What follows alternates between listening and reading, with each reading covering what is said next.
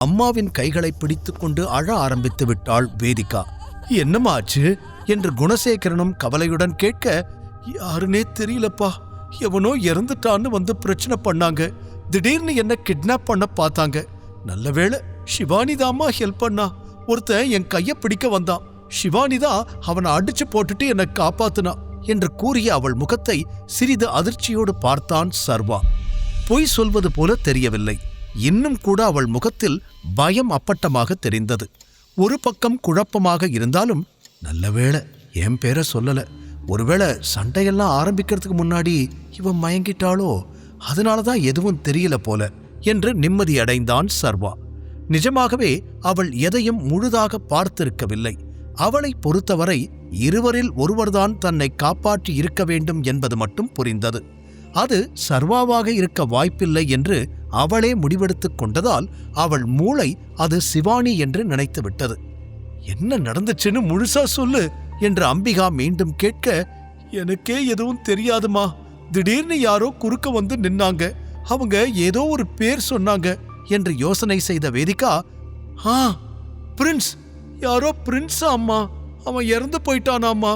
ஆனா அந்த பேரை கூட நான் இதுக்கு முன்னாடி கேட்டதில்லை. அதுக்கு பழி வாங்க வந்திருக்கோன்னு சொல்லிதான் பிரச்சனை பண்ணாங்க என்று அவள் பேசிக்கொண்டே போக, இப்போதுதான் சர்வாவும் அந்த விஷயத்தை யோசனை செய்தான். ஒருவேளை அன்னைக்கு ஜானி கிட்ட பிரச்சனை பண்ணுனானே, அவன் பேர்தான் பிரின்ஸா என்று திடீரென சந்தேகம் வந்தது.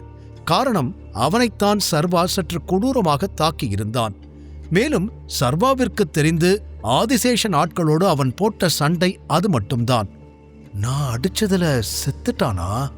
ஆனா அப்படி நடந்திருக்க வாய்ப்பில்லையே என்றவனுக்கு விஷயம் இன்னும் தெளிவாக புரியவில்லை.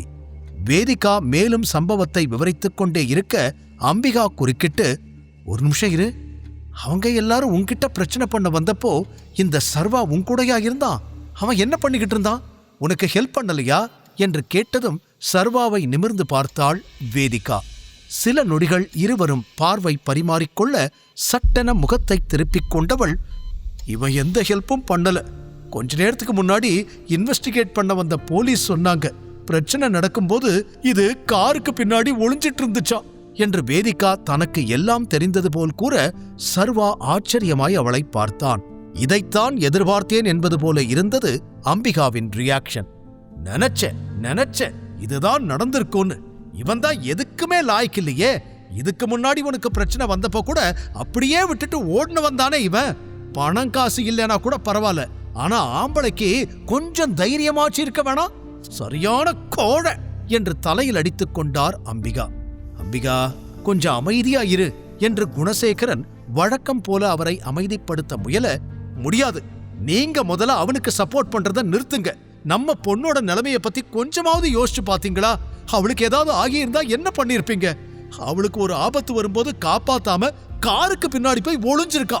அத நினைக்க எனக்கு எப்படி இருக்கு தெரியுமா என்று அம்பிகா பேசிக்கொண்டே போக, ஒரு நிமிஷம் பொறுமையாயிரு வேதிகா, அவங்க பேர் ஏதாவது தெரியுமாமா? யார் எங்கிருந்து வந்தாங்கன்னு ஏதாவது சொன்னாங்களா என்று வேதிகாவிடம் குணசேகரன் கேட்டார். அது சரியா தெரியலப்பா. அதுல ஒருத்தன் பேரு ரஞ்சித். அவன் ஏதோ ஒரு பெரிய ஆள் கூட இருக்கிறவன்னு சிவானி சொன்னா. அவங்க ஆளை டைகர் கொன்னுட்டானா. அந்த நேரத்துல சர்வா அங்க இருந்திருக்கான் போல. அதனால இவனுக்கு ஏதாவது தெரிஞ்சிருக்கும்னு சொல்லி எங்க கிட்ட வந்து பிரச்சனை பண்ணாங்க என்று வேதிகா சொல்ல, குணசேகரும் அமைதியானார். கேட்டீங்கல்ல, இப்ப தெரியுதா உங்க அம்மா ஆப்பளையோட லட்சணம்? இவன் தான் ரவுடி மாதிரி போய் சண்டை போடுறானே, அதுல யாராவது தான் இவனை தேடி வந்திருப்பாங்க.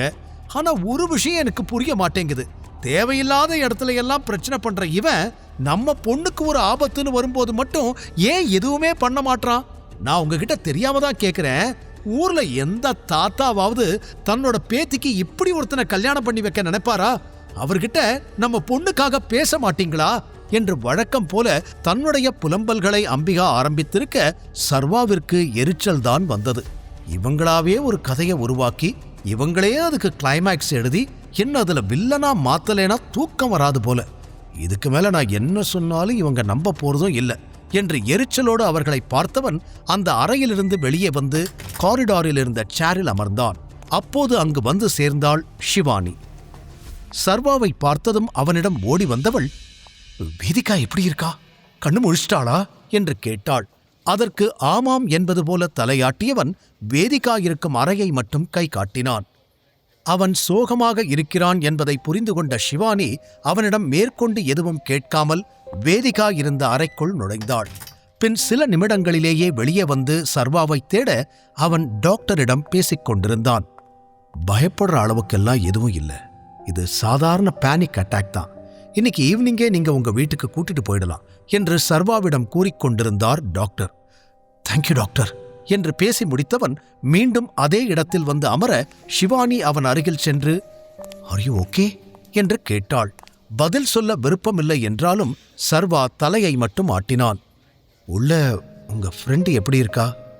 ஈவினிங் வீட்டுக்கு கூட்டிட்டு போலான்னு டாக்டர் சொன்னாங்க, அவ ஓகே தானே என்று சர்வா மெதுவாக கேட்க, அவ இப்பவே வீட்டுக்கு போய் ஆகணும்னு சொல்லிக்கிட்டு இருக்கா, ஈவினிங் வரைக்கும் அவ வெயிட் பண்ண மாட்டான்னு நினைக்கிறேன் என்று பதில் கூறினாள் ஷிவானி. அதற்கு சர்வா தலையை மட்டும் ஆட்ட அவனை சில நொடிகள் பார்த்து பெருமூச்சு விட்ட ஷிவானி அவன் அருகிலிருந்த சேரில் அமர்ந்து, நீங்க ஏன் வேதிகா கிட்ட உண்மையை சொல்லல என்று கேட்டாள். உடனே ஷாக் ஆகி அவளை நிமிர்ந்து பார்த்த சர்வா, என்ன உண்மை என்று கேட்டான். அங்க பிரச்சனை பண்ண வந்த எல்லா ரவுடி கூடவும் நீங்க தான் சண்டை போட்டீங்க, அதுவும் அவளை காப்பாத்துறதுக்காக என்று அவள் பேச்சை ஆரம்பிக்க சர்வாவிற்கு திக்கென்று இருந்தது. இப்போது ஷிவானியை எப்படி சமாளிப்பது என்று யோசித்துக் கொண்டிருந்தான்.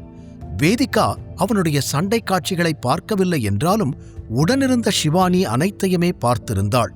சர்வா இன்னும் அதிர்ச்சியில் இருக்க அவனை காமாக்குவதற்காக சிரித்தாள். நீங்க சண்டை போட்டதை பார்க்க எப்படி இருந்துச்சு தெரியுமா?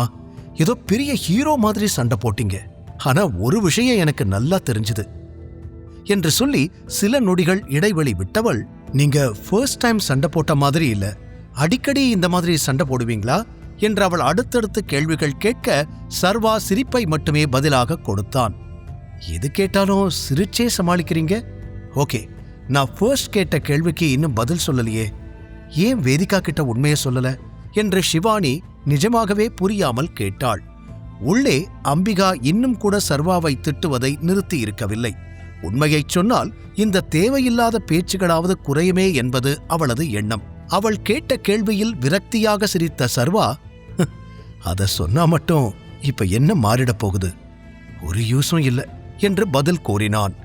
ஏன் மாறாது? எல்லாம் மாறும். நீங்க என்ன நடந்துச்சுன்னு சொன்னா அட்லீஸ்ட் அவளோட பேரண்ட்ஸ்காச்சும் உங்க மேல வச்சிருக்கிற அபிப்பிராயம் மாறும் இல்ல என்று அவள் அழுத்தமாக கூற ஒரே ஒரு நொடி அவளை நிமிர்ந்து பார்த்தான் சர்வா. அவன் கண்களுக்கு ஷிவானி வித்தியாசமாக தெரிந்தாள். தெரியாத விஷயங்களை கண்டுபிடித்தே ஆக வேண்டும் என்ற ஆர்வம் அவளுக்குள் அதிகமாகவே தென்பட்டது. ரஞ்சித் மாதிரி ஆட்களையெல்லாம் தெரிஞ்சு வச்சிருக்கிற இவளுக்கு நான் டைகர் என்று கண்டுபிடிக்க ரொம்ப நாள் ஆகாது, இருந்தாலும் எதுவரைக்கும் போகிறான்னு பாப்போம் என்று மனதில் நினைத்து கொண்டவன், அதெல்லாம் அவங்க புரிஞ்சுக்கிட்டு என்ன பண்ண போறாங்க, 1000 தான் இருந்தாலும் அவங்க சொல்ற மாதிரி நான் ஒரு யூஸ்லெஸ் தானே, நான் எந்த விதத்துல அவளுக்கு பொருத்தமானவன், சின்ன விஷயத்துல கூட எங்களுக்கு ஒத்து போறது இல்லை, ஏதோ சந்தர்ப்பம் சூழ்நிலை, யாரோ செஞ்ச சதி, நாங்க 2 பேரும் ஒன்னா இருக்க வேண்டிய கட்டாயம் ஆயிடுச்சு. ஆனா இதை எப்படியாவது ஒரு பீஸ்ஃபுல்லான லைஃபா மாத்தணும்னு நான் நினைக்கிறேன், அது நடக்க மாட்டேங்குது என்று சொன்ன அவனது முகத்தில் சோகம் நன்றாகவே தெரிந்தது.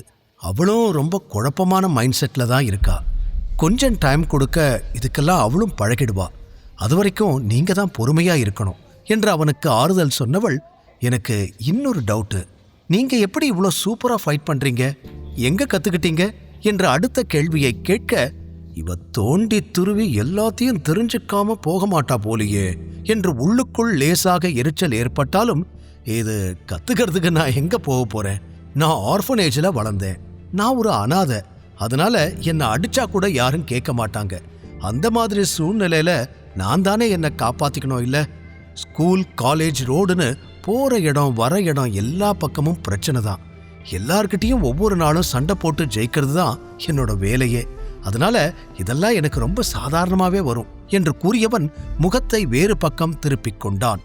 நிச்சயமாக அவன் முகத்தையும் கண்களையும் பார்த்திருந்தால் இதெல்லாம் பொய் என ஷிவானி கண்டுபிடித்திருப்பாள். இப்போது அந்த வாய்ப்பு அவளுக்கு கிடைக்கவில்லை. சர்வா உண்மையாகவே சோகமாக இருக்கிறான் என்று நினைத்து, சரி நாம இன்னொரு நாள் மீட் பண்ணி பொறுமையா பேசலாம், இப்ப நான் கிளம்பணும் என்று கூறியவள் அவனைப் பார்த்து மெலிதாக புன்னகைத்துவிட்டு அங்கிருந்து சென்றாள். போகும் அவளையே யோசனையோடு பார்த்தான் சர்வா. சிறிது நேரத்தில் வேதிகாவை அழைத்துக் கொண்டு வெளியே வந்தார் அம்பிகா. சர்வா எழுந்து நிற்க அவனை கண்டுகொள்ளாமல், வா போலாம் என்று வேதிகாவுடன் அவர் கிளம்பிவிட அடுத்த சில நிமிடங்களில் குணசேகரன் டாக்டரை சந்தித்துவிட்டு அங்கு வந்தார். நீ என்ன இங்க தனியா நின்னுகிட்டு இருக்க? அவங்க 2 பேரும் எங்க என்று அவனிடம் கேட்க, இப்பதான் லிப்ட்ல கீழே போனாங்க என்றதும் அவர் சர்வாவிடம் வேதிகாவின் கார் கீயை கொடுத்தவர், இதை எடுத்துட்டு நீ வீட்டுக்கு வந்துடு, நாங்க முன்னாடி போறோம் என்று கூறி அங்கிருந்து சென்று விட்டார். இன்னும் கூட குணசேகரனுக்கு அவன் மீது ஏதோ ஒரு பிடிப்பு இருக்கத்தான் செய்தது. அவர்கள் அனைவரும் சென்றதும் சர்வாவும் ஹாஸ்பிட்டலில் இருந்து வெளியே வந்தான். திடீரென ஏதோ ஞாபகம் வர தலையில் கை வைத்தவன், ஐயோ, ஆலியாவுக்கு கால் பண்ண மறந்துட்டேனே என்று வேகமாக அவள் கொடுத்த கார்டை எடுத்து அவள் நம்பருக்கு கால் செய்தான். ஒரே ரிங்கில் காலை அட்டன் செய்த ஆலியா, இன்னும் 1 நிமிஷம் நீ லேட் பண்ணி இருந்தா கூட உன்னை கொன்னிருப்பேன் என்று அடுத்த நொடியே கடிந்தாள். யாருன்னு சொல்றதுக்கு முன்னாடியே இவ்ளோ டென்ஷனா பேசுறீங்க, கொஞ்சம் பொறுமையா பேசுங்க மேடம் என்று சர்வா கூற, என் போனுக்கு இப்படி இஷ்டத்துக்கு யாரும் கால் பண்ண மாட்டாங்க, ஒரே ஒருத்தரை தவிர, டைகர். அதனால நீ யாருன்னு சொல்லணும்னு அவசியம் இல்லை என்று அவள் தெளிவாக கூற, அது சரி, நான் உங்ககிட்ட நேத்தே ஒரு விஷயம் சொல்லணும்னு நினைச்சேன். நந்திதா, இப்ப நீங்க ரொம்ப பெரிய பொண்ணாயிட்டீங்க, ரொம்ப பேசுறீங்க என்று பேச்சை ஆரம்பித்தான் சர்வா. தயவு செஞ்சு என்ன நந்திதான்னு கூப்பிடாத டைகர். நீ என்னை விட்டு போனதுக்கு அப்புறம் எல்லாமே மாறிடுச்சு. என் பேரும் என் வாழ்க்கையும் எல்லாமே. இப்போ அந்த பழைய நந்திதா இல்ல, ஆலியா மட்டும்தான். சோ எனக்கு பழச ஞாபகப்படுத்தாத என்று ஏதோ யோசனையோடு அவள் கூற சர்வாவிற்கும் அது புரிந்தது. எல்லாருடைய வாழ்க்கையும் ஒரு நாள் தலைகீழாய் மாறும். தன் அப்பா இவ்வளவு பெரிய மாஃபியா கேங்கிற்கு தலைவனாக இருப்பார் என்பதை அவன் கனவிலும் நினைத்ததில்லை. அதே போல அவனும் ஒரு நாள் அதே மாஃபியா குரூப்புக்கு தலைவனாவான் என்பதையும் அவன் எதிர்பார்க்கவில்லை. இதையெல்லாம் யோசித்துப் பார்க்கும்போது ஆலியாவின் வார்த்தைகளில் உள்ள வலி அவனுக்கு புரிந்தது. அதனால் எதுவும் பேசாமல் சில நொடிகள் அவன் அமைதியாகவே இருக்க, டைகர், இப்ப நீ என்ன பண்ணிக்கிட்டு இருக்க? ஃப்ரீயா இருந்தா நீ என் வீட்டுக்கு வா, நம்ம மீட் பண்ணலாமா, நிறைய பேசலாம் என்று சட்டென ஆலியா சர்வாவை வீட்டிற்கே அழைத்து விட்டாள். முழு கதையையும் கேட்டு மகிழ பாக்கெட் FM ஆப்பை டவுன்லோட் செய்யுங்கள். லிங்க் டிஸ்கிரிப்ஷனில் கொடுக்கப்பட்டுள்ளது.